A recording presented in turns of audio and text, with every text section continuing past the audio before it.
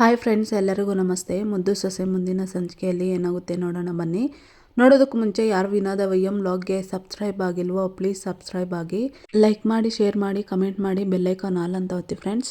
ಇತ್ತ ಕಾಲು ನೀವ್ಕೊಂತ ಇರ್ತಾಳೆ. ನೋವಿಗೆ ಕಾಲು ಮುಟ್ಟು ನೋಡಿಕೊಂಡು ವಿದ್ಯಾ ಇತ್ತ ಈಟೊತ್ತಿಗೆ ಒಬ್ರು ಫೋನ್ ಮಾಡಬೇಕಾಗಿತ್ತಲ್ಲ ಅಂತ ಇರ್ತಾಳೆ. ಅಜ್ಜಮ್ಮ ಯಾರೋ ಅಮ್ಮಮ್ಮ ಅಂತಾಳೆ ಚಂಪಾ. ಇತ್ತ ವಿದ್ಯಾ ಚಂಪಾಗೆ ಫೋನ್ ಮಾಡ್ತಾ ಇರ್ತಾಳೆ. ಚಂಪಾಗೆ ಫೋನ್ ಬರ್ತಾ ಇರ್ತೈತೆ. ಭದ್ರ ಬಂದು ಕುತ್ಕೊತಾನೆ ವಿದ್ಯಾ ನೋಡಿಕೊಂಡು. ಏನು ಮಾಡ್ತಾ ಇರ್ಬೋದು ಇವಳು ಅಂತ. ಓ ವಿದ್ಯಾಕ್ಕ ಫೋನ್ ಮಾಡವಳೆ ಅಂತ ಆನ್ ಮಾಡೋದಕ್ಕಂತ ಹೋಗ್ತಾಳೆ ಚಂಪಾ. ಇರಂಗ ಅಂತಾಳೆ ಅಜ್ಜಮ್ಮ. ಯಾಕಮ್ಮಮ್ಮ ಏನಾಯ್ತು ಅಂತಾಳೆ ಚಂಪಾ. ಈಗ ಅವಳು ಊಟ ಕೊಡ್ಬಾರೆ, ಮಾತ್ರೆ ಕೊಡ್ಬಾರೆ ಅಂತ ಫೋನ್ ಮಾಡಿ ಕರೀತಾಳೆ ಅಷ್ಟೇಯ. ಸುಮ್ಮನೆ ನೀನು ಸುಮ್ಕೆ ಇದ್ಬಿಡು, ಮಾಡಿದ್ರೆ ಮಾಡ್ತಾಳೆ. ಫೋನ್ ಕೆಳಗಿಕ್ಕು, ನಿನ್ನ ಕೆಲಸ ನೀನು ನೋಡ್ಕೋ ಅಂತ ಅಜ್ಜಮ್ಮ ಅಂತಾಳೆ. ಅಮ್ಮಮ್ಮ ಅಂತಾಳೆ ಚಂಪಾ. ಮಾಡೆ ಅಂತಿರ್ತಾಳೆ ಅಜ್ಜಮ್ಮ. ಇದ್ಯಾಕೆ ಚಂಪಾ ಫೋನೇ ತೆಗಿತಾ ಇಲ್ವಲ್ಲ, ಊಟ ಕೊಡಕ್ಕೆ ಬರ್ತೀನಿ ಅಂತ ಹೇಳಿದ್ಲು. ಈಗ ನೋಡಿದ್ರೆ ಟೈಮ್ ಆತೈತೆ, ಮಾತ್ರೆ ಬೇರೆ ತಗೋಬೇಕು, ಏನು ಮಾಡಲಿ ಅಂತ ಅಂದ್ಕೊಂಡು ಭದ್ರನ ಕಡೆ ನೋಡ್ತಿರ್ತಾಳೆ ವಿದ್ಯಾ. ಇರಲಿ, ಅಮ್ಮಮ್ಮನಿಗೆ ಫೋನ್ ಮಾಡ್ತೀನಿ ಅಂತ ಹೇಳ್ಕೊಂಡು ಅಜ್ಜಮ್ಮನಿಗೆ ಫೋನ್ ಮಾಡ್ತಾಳೆ ವಿದ್ಯಾ. ಇತ್ತ ಅಜ್ಜಮ್ಮನಿಗೆ ಫೋನ್ ಬರ್ತಾ ಇರ್ತೈತೆ. ನೋಡಿ ನನಗೆ ಮಾಡ್ತಾವಳೆ ಅಂತ ಅಜ್ಜಮ್ಮ ಹೇಳ್ತಾಳೆ. ಅಮ್ಮಮ್ಮ ಫೋನ್ ಎತ್ತದೇ ಇದ್ರೆ ಬೇಸರ ಮಾಡ್ಕೊಳಕ್ಕಿಲ್ವೇ, ಆಮೇಲೆ ಕೇಳಿದ್ರೆ ನಾನು ಏನು ಹೇಳಲಿ ಅಂತಿರ್ತಾಳೆ ಚಂಪಾ. ಸುಳ್ಳು ಹೇಳೋದನ್ನು ಹೇಳ್ಕೊಡ್ಬೇಕಲ್ವೇ ನಿನಗೆ, ಫೋನ್ನ ಚಾರ್ಜಿಂಗ್ ಹಾಕಿದ್ದೀನಿ ಅಂತ ಹೇಳು. ಅಮ್ಮಮ್ಮ ಯಾಕೆ ಫೋನ್ ಎತ್ತಿಲ್ಲ ಅಂದರೆ ಮಾತ್ರೆ ಹಾಕ್ಕೊಂಡು ಮಲ್ಕೊಂಡ್ರು ಅಂತ ಹೇಳು. ನೋಡಿ ಅವರಿಬ್ರು ಕೋಪ, ಅಭಿಮಾನ, ಬೇಸರ ಬಿಟ್ಟು ಒಂದಾಗಕ್ಕೆ ಇದ್ರಕ್ಕಿನ್ನ ಬೇರೆ ಅವಕಾಶ ಸಿಗೋಕ್ಕಿಲ್ಲ. ನೀನು ಸುಮ್ಕಿರು ಅಂತ ಅಜ್ಜಮ್ಮ ಹೇಳ್ತಿರ್ತಾಳೆ. ಅಯ್ಯಯ್ಯೋ ಅಮ್ಮಮ್ಮನೂ ಫೋನ್ ಎತ್ತುತ್ತಾ ಇಲ್ಲ, ಏನು ಮಾಡಲಿ ಈಗ ವಿದ್ಯಾ ಅನ್ಕೊತಿರ್ತಾಳೆ. ಎಲ್ರಿಗೂ ಫೋನ್ ಮಾಡೋದು ಬಿಟ್ಬಿಟ್ಟು ಒಂಚೂರು ನನಗೆ ಸಹಾಯ ಮಾಡಿ ಅಂತ ಬಾಯ್ಬಿಟ್ಟು ಕೇಳೋದು ಬಿಟ್ಬಿಟ್ಟು ನೋಡು ಹೆಂಗಾಡ್ತಾವಳೆ ಕೊಬ್ಬಿನ ರಾಣಿ ಅಂತ ಭದ್ರ ಮನಸ್ಸಿನಲ್ಲೇ ಅನ್ಕೊತಿರ್ತಾನೆ. ಪರವಾಗಿಲ್ಲ, ಏನು ಬೇಕು ಅಂತವ ನನಗೆ ಹೇಳು, ನಾನೇ ಮಾಡ್ತೀನಿ ಅಂತವ ಒಂದು ಮಾತಾದರೂ ಹೇಳಿದ್ರ ನೋಡು ಅಂತ ವಿದ್ಯಾ ಮನಸ್ಸಿನಲ್ಲೇ ಅನ್ಕೊತಿರ್ತಾಳೆ. ಇತ್ತ ಎದ್ದೋಗಿ ಭದ್ರ ಅನ್ನ ಹಾಕ್ಕೊತಿರ್ತಾನೆ. ಇದನ್ನು ನೋಡಿ ವಿದ್ಯಾ ನನಗೆ ಅಂತ ಅನ್ಕೊತಾಳೆ. ಭದ್ರ ತಾನೇ ಕುತ್ಕೊಂಡು ತಿಂತಿರ್ತಾನೆ. ಇದನ್ನು ನೋಡಿ ನನಗೋಸ್ಕರ ತಗೊಬಂದು ಕೊಡ್ತವ್ರೆ ಅಂತ ಅನ್ಕೊಂಡೆ, ಆದರೆ ಇವರೇ ಕುತ್ಕೊಂಡು ತಿಂತವ್ರೆ ಬಕಾಸುರ ಅಂತ ಅಂದ್ಕೊಂಡು ಮೂತಿ ತಿರ್ಸ್ಕೊಂಡು ನಾನೇಕೆ ಯಾರಿಗೋಸ್ಕರನೋ ಕಾಯಬೇಕು, ಕಷ್ಟನ ಸುಖನ ನನ್ನ ಕೆಲಸನ ನಾನೇ ಮಾಡ್ಕೊತೀನಿ ಅಂತ ಅಂದ್ಕೊಂಡು ಮನಸ್ಸಿನಲ್ಲಿ ವಿದ್ಯಾ ಕಾಲನ್ನ ಇಳಿಸ್ಕೊಳ್ಳೋದಕ್ಕಂತ ಹೋಗ್ತಾಳೆ. ಅವ್ವ ಅಂತ ಕಿರ್ಚುತ್ತಾಳೆ ನೋವಾಗಿ. ತಡಿ ಅಂತ ಹೇಳಿ ಭದ್ರ ಹೋಗಿ ಇಳಿಸ್ಬಿಟ್ಟು ನಿಧಾನ ಅಂತ ಇರ್ತಾನೆ. ಸಹಾಯ ಬೇಕಂದ್ರೆ ಕೇಳಬೇಕಲ್ವೇ ಅಂತ ಅಂದ್ಕೊಂಡು ಸುಮ್ಮನೆ ಕೂತ್ಕೋ ಅಂತ ಹೇಳಿ ಊಟ ಹಾಕ್ಕೊಬರೋದಕ್ಕಂತ ಹೋಗ್ತಾನೆ ಭದ್ರ. ಊಟ ಹಾಕ್ಕೊಬಂದು ತಟ್ಟೆ ಮತ್ತು ನೀರು ಎಲ್ಲ ಇಟ್ಟಿರ್ತಾನೆ ಟೇಬಲ್ ಮೇಲೆ. ಮಗ ನೋಡ್ತಿರ್ತಾಳೆ ವಿದ್ಯಾ. ಏನು ಹಂಗೆ ನೋಡ್ತಾ ಇದೆಯಾ, ನನ್ನ ಮಕ್ಕದಲ್ಲಿ ಏನಾದರೂ ಕೋತಿ ಕುಣಿತೈತಾ, ತಿನ್ನಲ್ಲಿ ಅಂತಾನೆ ಭದ್ರ. ಹಾಗೇನೆ ನೋಡ್ತಿರ್ತಾಳೆ ವಿದ್ಯಾ. ಏನು ನನ್ನ ಮಕ್ಕದಲ್ಲಿ ಏನಾದರೂ ಕೋತಿ ಕುಣಿತೈತಾ, ತಿನ್ನಲ್ಲಿ ಅಂತ ಅಂದ್ಬಿಟ್ಟು ಕೈ ತೊಳಿಬೇಕಾ ಅಂತ ಅಂದ್ಬಿಟ್ಟು ಹೋಗಿ ಕೈ ತೊಳೆಯೋದಕ್ಕೆ ತಟ್ಟೆನನ್ನು ಚೊಂಬು ನೀರು ಎತ್ಕೊಂಡು ಬಂದು ಕೈ ತೊಳಿಸ್ತಾನೆ. ತಿಂದೆ ಹಾಗೇನೆ ಕೂತಿರ್ತಾಳೆ ವಿದ್ಯಾ. ಅಯ್ಯೋ ನಿನ್ನ ಮುಂದ್ಗೂಟೆ ಅನ್ನ ಐತೆ ತಿನ್ನು ಅಂತ ಹೇಳ್ತಾನೆ. ಮತ್ತೆ ಊಟ ತಿನ್ನೋದಕ್ಕಂತ ಕುತ್ಕೊಂಡು ಊಟ ತಿನ್ನೋದಕ್ಕೆ ಶುರು ಮಾಡ್ತಾನೆ ಭದ್ರ. ಥ್ಯಾಂಕ್ಸ್ ಅಂತಾಳೆ ವಿದ್ಯಾ. ಪರವಾಗಿಲ್ಲ, ಇವೆಲ್ಲ ಥ್ಯಾಂಕ್ಸ್ ಎಲ್ಲ ಏನು ಬೇಡ, ನಾವಿಬ್ಬರು ರೂಮ್ಮೇಟ್ಸ್ ಅಲ್ವೇ, ಒಬ್ರು ಕಷ್ಟಕ್ಕೆ ಒಬ್ರು ಆಗಬೇಕು ಇನ್ನೋ ಅಂತಾನೆ ಭದ್ರ. ಇಬ್ರು ಊಟ ಮಾಡ್ತಿರ್ತಾರೆ. ತಲೆಗೆ ಹತ್ಬಿಡ್ತೈತೆ ಭದ್ರನ್ಗೆ. ನೀರು ಕೊಡ್ತಾಳೆ ತಕೊಳ್ಳಿ ಅಂತ. ನಿಧಾನಕ್ಕೆ ತಿನ್ಬೇಕಲ್ವೇ ಅಂತ ಹೇಳ್ತಾಳೆ ವಿದ್ಯಾ.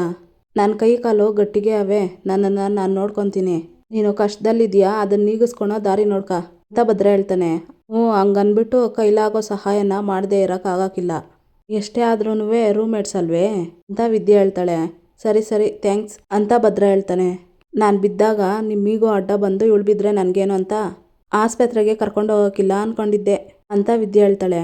ಹಂಗೇನೆ, ಅದೇನೋ ಈಗೋನೋ ಪಾಗೋನೋ ನನಗಿಲ್ಲ, ಇದ್ರೂ ಕಷ್ಟದಲ್ಲಿರೋರನ್ನ ಕೈ ಬಿಡೋ ಅಂತ ಬುದ್ಧಿ ನನಗಿಲ್ಲ, ಗೊತ್ತೈತೆ ಅಂತಾನೆ ಭದ್ರ. ಮತ್ತೆ ಶಾನೆ ಥ್ಯಾಂಕ್ಸ್ ಅಂತಾಳೆ ವಿದ್ಯಾ. ಈ ಥ್ಯಾಂಕ್ಸ್ ಎಲ್ಲ ಬಿಟ್ಬಿಡು, ಡಾಕ್ಟ್ರ್ ಹೇಳಿದ್ರಲ್ಲ ಗಂಟೆಗೆ ಒಂದ್ಸರಿ ಔಷಧಿ ಹಾಕಬೇಕು, ಕಾಲನ್ನ ನೆಲಕ್ಕೂರಬಾರ್ದು, ಎಲ್ಲೇ ಹೋಗ್ಬೇಕಾದ್ರೂ ಯಾರಾದರೂ ನಿನ್ನ ಎತ್ಕೊಂಡು ಹೋಗ್ಬೇಕು ಅಂತ ಹೇಳಿದ್ರು, ಗೊತ್ತು ತಾನೆ ಅಂತ ಭದ್ರ ಹೇಳ್ತಾನೆ. ಗೊತ್ತದೆ ಅಂತ ವಿದ್ಯೆ ಹೇಳ್ತಾಳೆ. ಗೊತ್ತು ಅಂದ್ಬಿಟ್ಟು ಸುಮ್ಕೆ ಇದ್ಬಿಟ್ರೆ ಆತದೆ, ಯಾವಾಗಲೂ ನಿನ್ನ ಜೊತೆ ಯಾರಾದರೂ ಇದ್ದು ನೋಡ್ಕೊಳಕ್ಕೆ ಒಬ್ರು ಬೇಕು ತಾನೆ. ನಿಮ್ಮವ್ವ ಬರೋಕ್ಕಾಗಲಿಲ್ಲ ಅಂದರೆ ಕೊನೆ ಪಕ್ಷ ನಿಮ್ಮ ಅಜ್ಜಿನೋ ನಿಮ್ಮ ತಂಗಿನೋ ಬರೋಕ್ಕೆ ಹೇಳು, ಯಾಕಂದರೆ ಯಾವಾಗಲೂ ನಿನ್ನ ಮುಂದ್ಗೂಟೆ ನಾನು ಕುತ್ಕೊಳಕ್ಕಾಗಕ್ಕಿಲ್ಲ. ಆಮೇಲೆ ಈಗ ಮಾಡಿದ್ರಲ್ಲ ನಮ್ಮ ಮನೆಯವರು, ಯಾರೋ ಫೋನ್ ಎತ್ತಲಿಲ್ಲ ಅಂದರೆ ಹಂಗೆ ಮಾಡಿದ್ರೆ ಏನು ಮಾಡ್ತೀವಿ ಅಂತ ಹೇಳ್ಕೊಂಡು ಊಟ ಮುಗಿಸಿ ಎದ್ದು ಹೋಗ್ತಾನೆ ಭದ್ರ. ಭದ್ರನ್ನ ನೋಡ್ತಿರ್ತಾಳೆ ವಿದ್ಯಾ. ಅಯ್ಯೋ ನಿನ್ನ ಏನು ಹಂಗೆ ನೋಡ್ತಾ ಕೂತಿದ್ದಿ, ಊಟ ಮಾಡು ಅಂತ ಅಂದ್ಬಿಟ್ಟು ಹೊರಟೋಗ್ತಾನೆ ಭದ್ರ. ಊಟ ಮಾಡ್ತಿರ್ತಾಳೆ ವಿದ್ಯಾ. ಇತ್ತ ಶಿವರಾಮೇಗೌಡ್ರ ಮನೆಗೆ ನಾಯಕರು ಬಂದಿರ್ತಾರೆ. ನಾಯಕ್ರೆ, ಈ ಮುನಿಸ್ವಾಮಿ ಬಡ ಮಕ್ಕಳು ಕೊಟ್ಟಿದ್ದ ಯೋಜನೆನ ಹಗರಣ ಮಾಡ್ತಾನೆ ಅಂತ ಮನಸ್ನಲ್ಲೂ ಯೋಚನೆ ಮಾಡಲಿಲ್ಲ ಅಂತ ಶಿವರಾಮೇಗೌಡರು ಹೇಳ್ತಿರ್ತಾರೆ. ನೋಡ್ದೇನವ್ವ, ಸಿಕ್ಕಿದ್ದೆ ಚಾನ್ಸು ಅಂತ ಅವ್ವ ಮಗಳು ಅಟ್ಟಿಗೆ ಬಂದ್ಬಿಟ್ರು ಅಂತ ಹೇಳ್ತಿರ್ತಾಳೆ ವಿನಂತಿ. ಅಯ್ಯೋ, ಅದು ನಾಯಕರ ಮುಂದೆ ಸುಮ್ಮನೆ ಪ್ರಶ್ನೆ ಹುಟ್ಟೋಕ್ಕೆ ಅವಕಾಶ ಮಾಡಿಕೊಡ್ಬಾರ್ದು ಅಂತ ಗೋವಿಂದಣ್ಣನೇ ಕರೆದಿರ್ತಾನೆ ಬಿಡು ಅಂತ ಸಾವಿತ್ರಿ ಹೇಳ್ತಿರ್ತಾಳೆ. ಅದು ನಮ್ಮ ಸರ್ಕಾರದ ಮಹತ್ವಾಕಾಂಕ್ಷಿ ಯೋಜನೆ ಆಗಿತ್ತು. ಅಷ್ಟೇ ಅಲ್ಲ ಗೌಡ್ರೆ, ಅದರಿಂದ ನಮ್ಮ ಸರ್ಕಾರಕ್ಕೆ ಒಳ್ಳೆ ಹೆಸರು ಬಂದಿತ್ತು. ಅದರಲ್ಲೇ ಭ್ರಷ್ಟಾಚಾರ ಆಗಿದೆ ಅಂತ ಹೇಳಿದ್ಮೇಲೆ ಜನರ ಮನಸ್ಸಲ್ಲಿ ಎಂಥ ಪರಿಣಾಮ ಬೀರಬೇಡ ಹೇಳಿ. ಇವಾಗ ಇದು ಕೇವಲ ಒಂದು ಇಲಾಖೆ ವಿಚಾರ ಆಗಿ ಉಳಿದಿಲ್ಲ, ಇಡೀ ಸರ್ಕಾರದ ಅಸ್ತಿತ್ವದ ಪ್ರಶ್ನೆ ಆಗಿ ಉಳಿದಿದೆ ಅಂತ ನಾಯಕರು ಹೇಳ್ತಿರ್ತಾರೆ. ಮೀಡಿಯಾದವರಂತೂ ಬೆನ್ನಿಗೆ ಬಿದ್ದುಬಿಟ್ಟವ್ರೆ. ಮದುವೆ ಮನೆ ಸಾವನ್ ಮನೆ ಅಂತಲೂ ನೋಡ್ತಾ ಇಲ್ಲ. ತಲೆ ಕಂಡ್ರೆ ಸಾಕು ಮುಖಕ್ಕೆ ಮೈಕ್ನ ಹಂಗೆ ಹಿಡ್ದ್ಬಿಡ್ತಾರೆ. ಅವ್ರ ಹತ್ರ ತಪ್ಪಿಸ್ಕೊಂಡು ಅಟ್ಟಿಗೆ ಬಂದು ಟಿವಿ ನೋಡುಮ ಅಂತಂದರೆ ಯಾವುದೇ ಚಾನಲ್ ಹಾಕಿ ಇದೇ ನ್ಯೂಸು ಓಡ್ತಾನೆ ಅದೇ ಅಂತ ಶಿವರಾಮೇಗೌಡರು ಹೇಳ್ತಿರ್ತಾರೆ. ಇಲ್ಲ ಗೌಡ್ರೆ, ನಾವು ಸುಮ್ಕೆ ಹೀಗೆ ಇದ್ಬಿಟ್ರೆ ನಮ್ಮ ಪಕ್ಷ ಅದೋ ಗತಿಗೆ ಹೊರಟೋಗ್ಬಿಡುತ್ತೆ. ಬೇರೆ ಯಾವುದೇ ವಿಷಯ ಆದರೂ ನೆಗ್ಲೆಕ್ಟ್ ಮಾಡ್ಬೋದಾಗಿತ್ತು. ಆದರೆ ಹೆಣ್ಮಕ್ಳು ಶಿಕ್ಷಣ ವಿಚಾರದಲ್ಲಿ ಈ ರೀತಿ ಆಗೋದ್ರೆ ಅದರಿಂದ ನಮ್ಮ ಪಕ್ಷ ಚೇತರಿಸ್ಕೊಳಕ್ಕಾಗದೇ ರೀತಿ ನೆಲ ಕಚ್ಬಿಡುತ್ತೆ ಅಂತ ನಾಯಕರು ಹೇಳ್ತಿರ್ತಾರೆ. ಈಗ ಪರಿಸ್ಥಿತಿ ನಮ್ಮ ಕೈಲಿಲ್ಲ. ಈಗ ವಿರೋಧ ಪಕ್ಷದವ್ರಿಗಂತೂ ಅಸ್ತ್ರ ಆಗ್ಬಿಟ್ಟೈತೆ.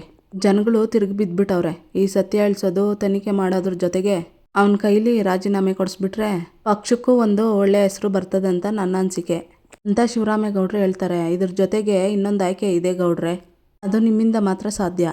ನಾಳೆಯಿಂದ MBBS ಫಸ್ಟ್ ಸೆಮ್ಮು ಎಕ್ಸಾಮ್ ನಡೀತೈತೆ. ಹೇಗಿದ್ರು ನಿಮ್ಮ ಸೊಸೆ ಮೆಡಿಕಲ್ ಮಾಡ್ತವ್ರೆ, ನೀವೇ ಅವ್ರನ್ನ ಖುದ್ದಾಗಿ ಎಕ್ಸಾಮ್ಗೆ ಕರ್ಕೊಂಡೋಗಿ ಬರ್ಸ್ಬಿಡಿ ಅಂತ ನಾಯಕರು ಹೇಳ್ತಿರ್ತಾರೆ. ಅಲ್ಲ ನಾಯಕರೇ, ಅದಕ್ಕೂ ಇದಕ್ಕೂ ಏನು ಸಂಬಂಧ ಅಂತ ನನಗೆ ಗೊತ್ತಾಗ್ತಿಲ್ಲ ಅಂತ ಶಿವರಾಮೇಗೌಡರು ಹೇಳ್ತಿರ್ತಾರೆ. ಏನು ಗೌಡ್ರೆ ಈಗ ಹೇಳ್ಬಿಟ್ರಿ? ಆವಾಗ ನಿಮ್ಮ ಸೊಸೆನ ಎಂಟ್ರೆನ್ಸ್ ಎಕ್ಸಾಮ್ಗೆ ಕರ್ಕೊಂಡೋಗಿದ್ದು ರಾಜ್ಯದಲ್ಲಿ ಯಾವ ರೀತಿ ಸಂಚಲನ ಉಂಟು ಮಾಡಿತ್ತು ಅನ್ನೋದು ನಿಮ್ಗೆ ಗೊತ್ತಿದೆ ತಾನೇ? ಹೇಳಬೇಕು ಅಂದರೆ ನಮ್ಮ ಸರ್ಕಾರ ಕೈಗೊಂಡ ಹೆಣ್ಮಕ್ಳು ಶಿಕ್ಷಣ ಯೋಜನೆ ಅಂದರೆ ಒಂದು ಮಹತ್ವಾಕಾಂಕ್ಷದ ಯೋಜನೆ ಆಗಿದ್ದು ಇದೇ ಕಾರಣದಿಂದ ತಾನೇ ಅಂತ ನಾಯಕರು ಹೇಳ್ತಾರೆ. ಅದೆಲ್ಲ ಸರಿ ನಾಯಕರೇ, ಆದರೆ ಇದರಿಂದ ಬಂದಿರೋ ಕೆಟ್ಟ ಹೆಸರು ದೂರ ಆತದೆ ಅಂತ ಶಿವರಾಮೇಗೌಡರು ಕೇಳ್ತಾರೆ. ಅದರಿಂದ ನಮ್ಮ ಪಕ್ಷಕ್ಕೆ ಲಾಭ ಆಗದೆ ಇದ್ರೂ ಆಗಿರೋ ಡ್ಯಾಮೇಜು ಕಂಟ್ರೋಲ್ ಆಗುತ್ತೆ. ಅದಕ್ಕೋಸ್ಕರ ಚೆನ್ನಾಗಿ ಯೋಚನೆ ಮಾಡಿ ಕಮಿಟಿಯಲ್ಲಿ ಡಿಸೈಡ್ ಮಾಡಿ ನಿಮ್ಗೆ ಹೇಳೋಗೋಣ ಅಂತ ಬಂದೆ. ನಾಳೆಯಿಂದ ನೀವು ನಿಮ್ಮ ಸೊಸೆನ ಪರೀಕ್ಷೆಗೆ ಕರ್ಕೊಂಡೋಗಿ ಅಂತ ನಾಯಕರು ಹೇಳ್ತಾರೆ. ಎಲ್ರೂ ಗಾಬರಿ ಆಗ್ತಾ ಇರ್ತಾರೆ. ಅಂದಾಗೆ ನಿಮ್ಮ ಸೊಸೆಯಲ್ಲಿ ಕಾಣ್ತಾ ಇಲ್ಲ ಅಂತ ನಾಯಕರು ಕೇಳ್ತಾರೆ. ಅವಳು ಔಟ್ ಹೌಸಲ್ಲಿ ಅವಳೆ ಅಂತಾಳೆ ಸಾವಿತ್ರಿ. ಎಲ್ಲರೂ ಸಾವಿತ್ರಿನ ಗುರುಗುಟ್ಕೊಂಡು ನೋಡ್ತಿರ್ತಾರೆ. ಯಾಕೆ, ಏನಾದರೂ ಸಮಸ್ಯೆನ ಮತ್ತೆ ಅಂತಾರೆ ನಾಯಕರು. ಅಯ್ಯೋ ಹಂಗೇನು ಇಲ್ಲ, ಅವಳಿಗೆ ನಾಳೆಯಿಂದ ಪರೀಕ್ಷೆ ಅಲ್ವೇ, ಅಟ್ಟಿಯಲ್ಲಿ ಗಲಾಟೆ ಇರ್ತದೆ, ಅಲ್ಲಿ ಗಲಾಟೆ ಇರೋಕ್ಕಿಲ್ಲಲ್ಲ, ಅದಕ್ಕೆ ಅಲ್ಲೇ ಇದ್ಕೊಂಡು ಓದ್ಕೊತಾವಳೆ ಅಂತ ಮೋಹನ ಹೇಳ್ತಾಳೆ. ಜೊತೆಗೆ ಗಂಡ ಹೆಂಡತಿ ಇಬ್ಬರು ಅಲ್ಲೇ ಅವರೇ ಅಂತ ಮೋಹನ ಹೇಳ್ತಾಳೆ. ಓ ಹೌದಾ, ಒಳ್ಳೇದಾಯ್ತು ಬಿಡಿ. ಇನ್ನೇನು ಶಿವರಾಮೇಗೌಡ್ರೆ, ನಿಮ್ಮ ಸೊಸೆನ ಎಕ್ಸಾಮ್ ಕರ್ಕೊಂಡೋಗೋದಕ್ಕೆ ಯಾವ ಸಮಸ್ಯೆನೂ ಇಲ್ಲ ತಾನೇ ಅಂತ ನಾಯಕರು ಹೇಳ್ತಾರೆ. ಅಯ್ಯೋ ಪಾಪ, ನೀವೇನೋ ಅವಳ ಕೈಯಲ್ಲಿ ಪರೀಕ್ಷೆ ಬರ್ಸೋದ್ರಲ್ಲಿ ಇದ್ದೀರಾ, ಆದರೆ ಅವಳು ಬರೆಯೋ ಪರಿಸ್ಥಿತಿನಲ್ಲಿಲ್ಲ ಅಂತ ಈಶ್ವರಿ ಹೇಳ್ತಾಳೆ. ಯಾಕೆ, ಏನಾಯಿತು ಅಂತಾರೆ ನಾಯಕರು. ಪಾಪ ನಮ್ಮ ವಿದ್ಯಾ ಕಾಲು ಜಾರು ಬಿದ್ದು ಕಾಲು ನೋವು ಮಾಡ್ಕೊಬಿಟ್ಟವಳೆ. ಡಾಕ್ಟ್ರು 2 ವಾರ ಕಾಲನ್ನ ಕೆಳಗೆ ಕೂರಂಗಿಲ್ಲ ಅಂತ ಹೇಳವ್ರೆ. ಅಂಥದ್ರಾಗೆ ಈ ಪರೀಕ್ಷೆನ ಹೆಂಗೆ ಬರೆಯೋದಕ್ಕೆ ಸಾಧ್ಯ, ನೀವೇ ಹೇಳಿ ಅಂತ ಈಶ್ವರಿ ಹೇಳ್ತಾಳೆ. ಈಗ ಇನ್ನೂ ಒಳ್ಳೇದಾಯ್ತು ಬಿಡಿ ಅಂತ ನಗಿತಿರ್ತಾರೆ ನಾಯಕರು. ಅಲ್ಲ, ಇದರಲ್ಲಿ ನಗೋಂಥದ್ದು ಏನಿದೆ ನಾಯಕರೇ? ನಿಮ್ಮ ಮನಸ್ಸಲ್ಲಿ ಏನೋ ಐತೆ ಅನ್ನಿಸ್ತೈತೆ, ಅದೇನೋ ಅಂತ ಹೇಳ್ಬೋದೆ ಅಂತಾರೆ ಗೋವಿಂದೇಗೌಡರು. ಚೆನ್ನಾಗಿರೋ ಸೊಸೆನ ಕರ್ಕೊಂಡೋಗಿದ್ದಿದ್ರೆ ರಾಜಕೀಯದ ಗಿಮಿಕ್ ಅಂತ ಆಗೋಗಿರೋದು. ಆದರೆ ಇಂಥ ಪರಿಸ್ಥಿತಿಯಲ್ಲಿ ಅವ್ರನ್ನ ಕರ್ಕೊಂಡೋದ್ರೆ ನ್ಯಾಚುರಲ್ ಆಗಿರುತ್ತೆ, ಒಂದು ರೀತಿ ಕನಿಕರನ್ನು ಹುಟ್ಟುತ್ತೆ. ಜೊತೆಗೆ ನಾವು ಅಂದ್ಕೊಂಡಿರೋದಕ್ಕಿಂತ ಹೆಚ್ಚಿನಾಗಿ ಲಾಭ ಆಗುತ್ತೆ ನಮ್ಮ ಪಾರ್ಟಿಗೆ ಅಂತ ನಾಯಕರು ಹೇಳ್ತಿರ್ತಾರೆ. ಈ ಅಪ್ಪನ ಹಿಂಸೆ ಏನು ಅಂತ ಗೊತ್ತಾಗ್ತಾ ಇಲ್ವಲ್ಲ, ಹಂಗೆ ಮಾತಾಡಿದ್ರೆ ಹಿಂಗಂತಾನೆ, ಹಿಂಗೆ ಮಾತಾಡಿದ್ರೆ ಹಂಗಂತಾನೆ ಅಂತ ಈಶ್ವರಿ ಮನಸ್ಸಿನಲ್ಲೇ ಅನ್ಕೊತಿರ್ತಾಳೆ. ಆದ್ರೂ ನಮ್ಮ ಅಣ್ಣ ಮಂತ್ರಿ ಆಗಿದ್ಕೊಂಡು ಇಂಥ ಕೆಲಸ ಮಾಡಿದ್ರೆ ಅಂತ ರಾಗ ತೆಗಿತಿರ್ತಾಳೆ ಸಾವಿತ್ರಿ. ನೋಡಮ್ಮ, ಮಂತ್ರಿ ಆಗಿರೋದಕ್ಕೆ ಇವ್ರಿಗೆ ಈ ಕೆಲಸ ಹೇಳ್ತಿರೋದು. ನಾವಿದನ್ನು ಪಬ್ಲಿಸಿಟಿ ಮಾಡಬೇಕಾಗಿಲ್ಲ, ತಾನಾಗೇ ಆಗುತ್ತೆ. ಎಲ್ಲದಕ್ಕಿಂತ ಮೀಡಿಯಾ ಮತ್ತು ಸೋಷಿಯಲ್ ಮೀಡಿಯಾ ಕವರೇಜ್ ಆಗುತ್ತೆ. ಅದರಿಂದ ನಮ್ಮ ಸರ್ಕಾರ ಕಂಡ್ಕೊಂಡಿರೋ ಕಪ್ಪು ಮಸಿನ್ನು ತೊಳ್ದಂಗಾಗುತ್ತೆ. ಜೊತೆಗೆ ಒಂದು TV ಪ್ರೋಗ್ರಾಮ್ ಮಾಡಿ ಇಡೀ ದಿನ ಈ ವಿಷಯನ ಪಬ್ಲಿಕ್ ಆಗಂಗೆ ಮಾಡೋಣ ಅಂತ ನಾಯಕರು ಹೇಳ್ತಿರ್ತಾರೆ. ಶಿವರಾಮ, ಇವ್ರು ಹೇಳೋದು ಸರಿಯಾದೆ. ನೀನು ಪಕ್ಷನ ಯಾವಾಗಲೂ ತಾಯಿ ಹಂಗೆ ನೋಡ್ಕೊಂಡಿದ್ಯಾ.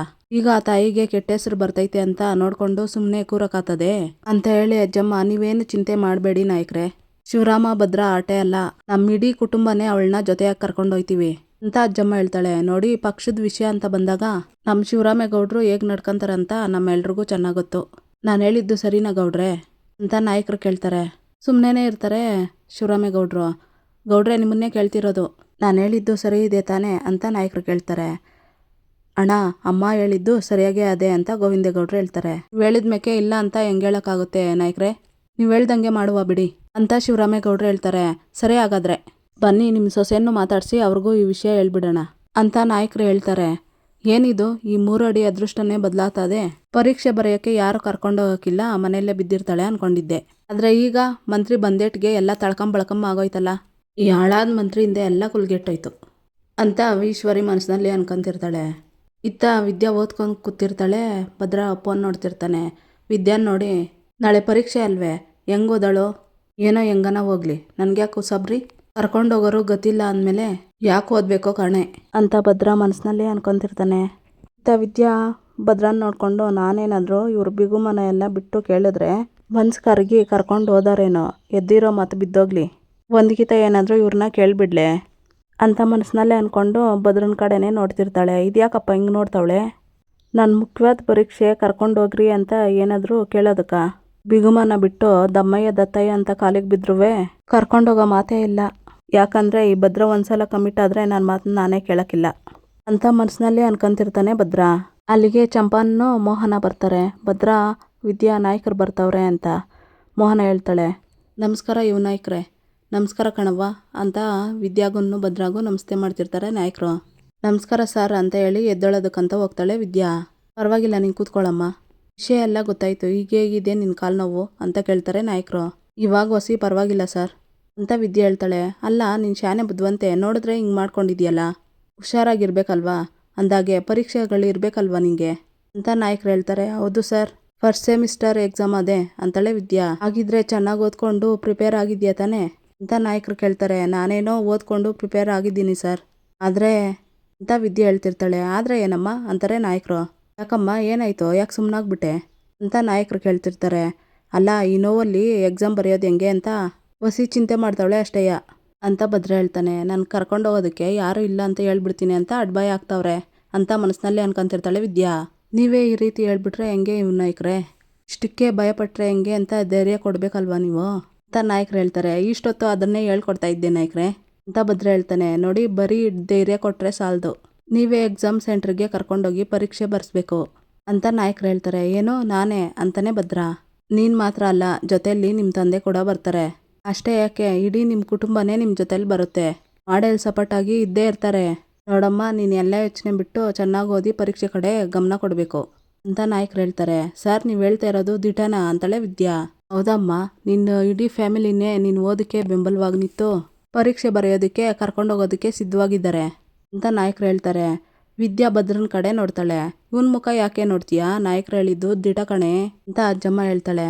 ನೋಡಮ್ಮ, ನಿಮ್ಮ ಮಾವ ಒಬ್ಬ ರಾಜಕಾರಣಿಯಾಗಿ ಹೆಣ್ಮಕ್ಳು ಓದಬೇಕು ಅಂತ ಭಾಷಣ ಮಾಡೋದಕ್ಕಿಂತ ತನ್ನ ಮನೆ ಹೆಣ್ಮಕ್ಳು ಓದೋದಕ್ಕೆ ಉತ್ತೇಜನ ಕೊಟ್ಟರೆ ಅದು 1000 ಭಾಷಣಕ್ಕಿಂತ ಓದೋದಕ್ಕೆ ಪ್ರೇರಣೆ ಆಗುತ್ತೆ. ಅದಕ್ಕೋಸ್ಕರನೇ ನಿಮ್ಮ ಮಾವ, ನಿನ್ನ ಗಂಡ, ಇಡೀ ನಿನ್ನ ಕುಟುಂಬನೇ ಪರೀಕ್ಷೆ ಬರೆಯೋದಕ್ಕೆ ಕರ್ಕೊಂಡು ಹೋಗ್ತಾರೆ ಅಂತ ಹೇಳಿ ನಾಯಕರು ಏನು ಹೇಳ್ತೀರಾ ಗೌಡ್ರೆ ಅಂತ ಕೇಳ್ತಾರೆ.